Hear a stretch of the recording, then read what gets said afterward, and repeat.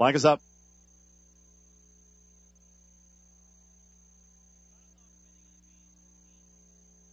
And they're off in the crew of Endymion.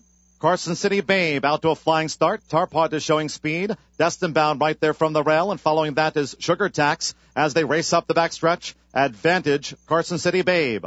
Apprentice, Joe Talamo and Carson City Babe, the favorites out in front. Sugar Tax is chasing, and Destin Bound is well up running in third. And then Court Mary next in fourth. Tarpot being driven in fifth. By the Grace outside that. A break in the field to the Gray Diamond and Sauce last but one. And Bridges Tribute is running in eighth.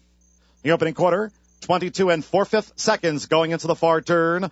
Carson City Babe, 3 furlongs from home. Carson City Babe on the outside. Sugar Tax trying to stay this pace. Court Mary has rallied to third. Destin Bound is under pressure by the Grace on the far outside. 4 lengths from the front above the quarter pole. Diamond and Sauce ridden with the whip. Then Tarpot and Bridges Tribute, they turn for home. Half mile 47 1. Carson City Babe led soon after the start.